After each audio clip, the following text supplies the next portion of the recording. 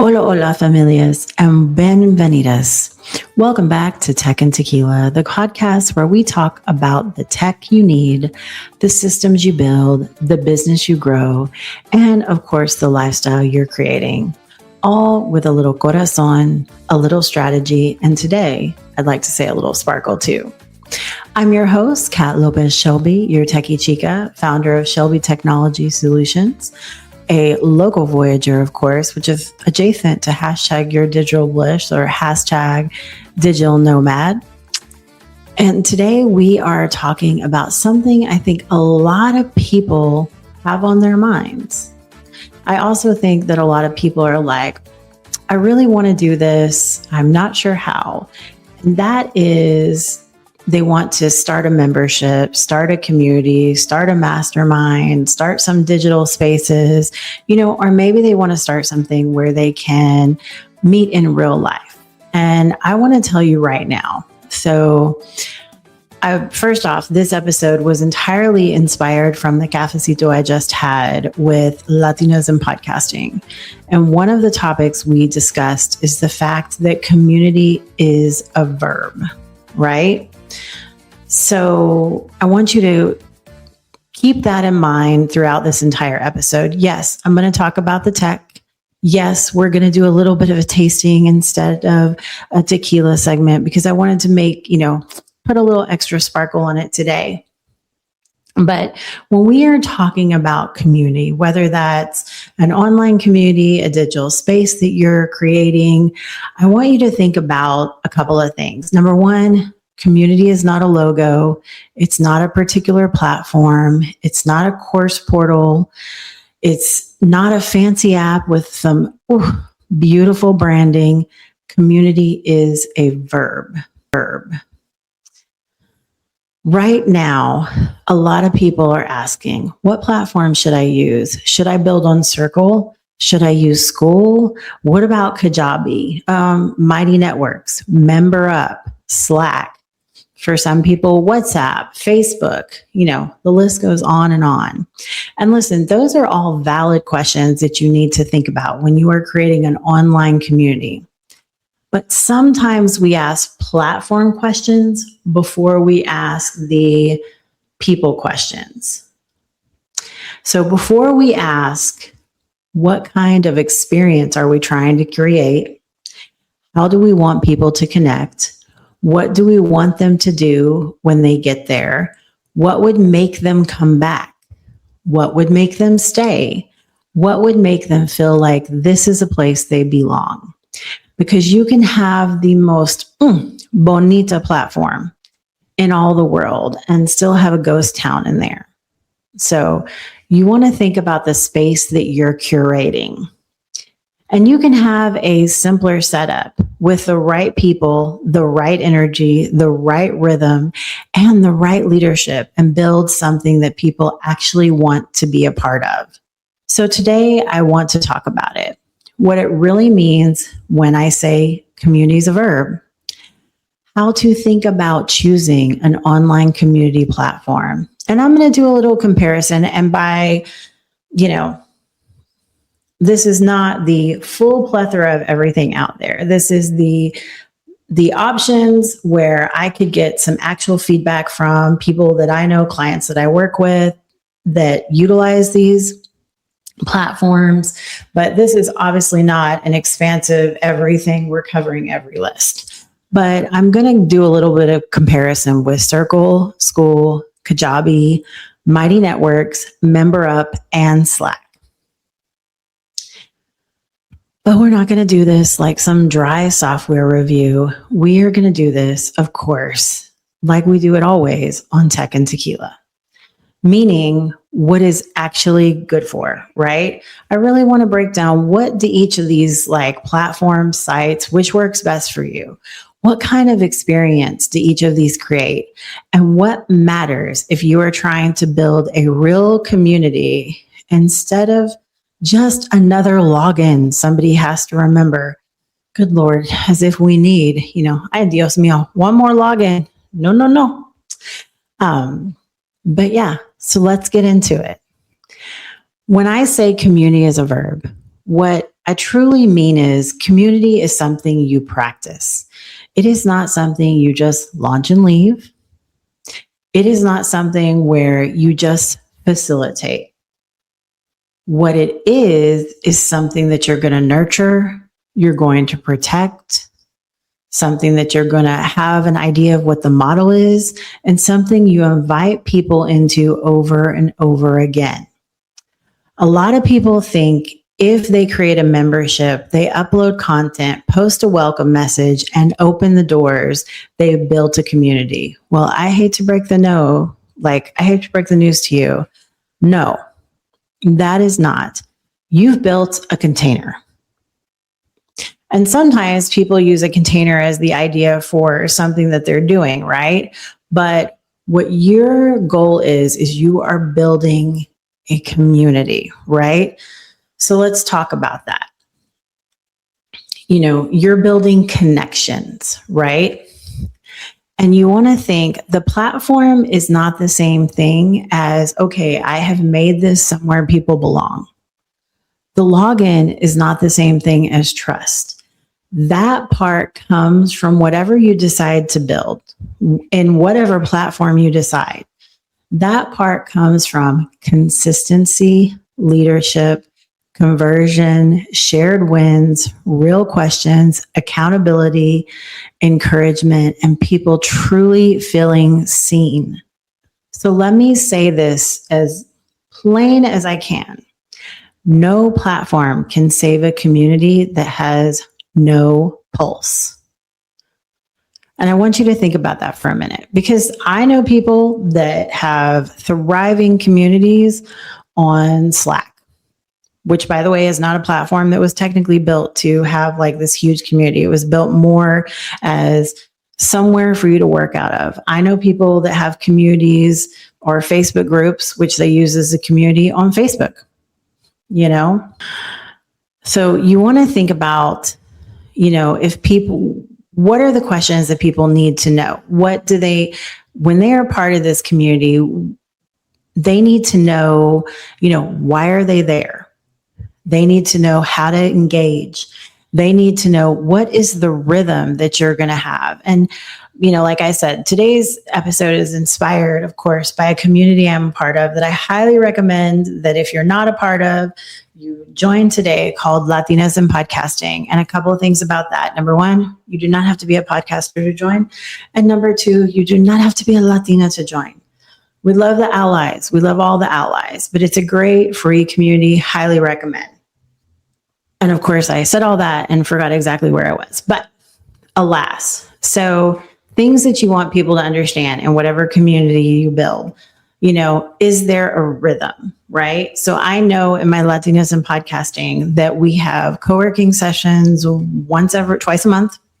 We have a cafecito once a month. And usually we have some type of training, I would say once or twice a quarter, possibly once a month. It just kind of depends, but I'm aware. And I get a weekly newsletter, right? The people in your community need to know who is leading this community. Who do I go to for questions? What kind of transformation can I expect by being a part of it? I know that's a big word, but, is this a place where, hey, we're going to network? Is this a place where it's like, hey, I'm going to work on manifesting and we're going to cheer each other on? Is this a place where you go to ask questions? What is the actual, who do we get in touch with? What is the point? What is the transformation? And of course, you want everyone to feel like they are invited to be part of the conversation. And this goes back to platform, because it doesn't matter how many features you paid for, right, in your platform. It really is about the experience that people have. So I really want, before you go into this wonderful world of building a community, which, by the way, if I was to list out all the communities I'm a part of, you would be like, oh, I'm tired. And I want to be very honest. I'm not as active in all of them as I should be. I have honestly thought about picking one community and being really active in one for a month or a quarter. And then just kind of being like, okay, but I am a part of communities that, i.e., I don't want to say bring something to the table, but places where I feel like I belong. Some of my favorite communities, obviously, I'm a technology advisor. I love the Technology Advisor Alliance. Latinas in Tech, huge fan, huge fan. Entreprenista, the Society, which of course is a Boss Babe community. I'm trying to think. I can't even think of all of them off my head. And one thing I would say, if you want to check kind of the status of a community, if you have a win, if you have something where you're like, man, I really succeeded in this, and you're part of a community, whether you're paying for it or it's free, and you want to be like, is this something that I really want to be involved in? A couple of things. First off, look and see how many people are in the community and are actively engaging. Number two, post up your win. See who engages with you. Start engaging back. And then also, do you see other people's wins? Engage with them as well. Like, these are just some things to think about, okay? Now, before you pick where your online community is going to live, there are definitely some questions you need to ask yourself first. So, obviously, pregunta uno is, what is the core purpose of this community? Is it support? Is it networking? Is it learning? Is it coaching? Is it accountability? Is it collaboration, proximity, or transformation? Because not every community is trying to do the same thing, right? We all know, like, you can go on Skool right now and search, and you can find communities that are like about creating an environment for digital nomads while they're out and about traveling the world, where if you're in Mallorca and someone else is in Mallorca, you can meet up, about building a community, right? And having that connection. One of the other things you want to think about are people coming for content, connection, or both. And that answer can change how you communicate in the community, because some communities are very content heavy. Some are relationship heavy. Like, I'm a part of a free community where once a month there's a networking all the time. But I can tell you it's real light inside the community. There's no trainings, there's no videos to watch, there's nothing like that. Some are very event heavy, like some, and I'm trying to think of one off the top of my head, where you become a member, you pay for credits, and all of those credits are meant to go towards events. And I promise you, they have like 10 events every single week. And the goal is to have people at these events, right? Some are for accountability. Let's say that you're like, I'm trying to pay off my debt, or I'm this. And yes, there are communities for all of those things. Do you want the community to feel simple and intimate, or premium and expansive? Because those can be two very different experiences. Are you building a community, or are you building a content library with comments? So that kind of goes back to what we were talking about before. Is this about connection, or is this about content? What do you actually have the capacity for to lead as well? Because if you're starting this and you're bootstrapping it and you're bare bones in it, you're not going to have a lot of help. So what are you capable of doing? What does that look like?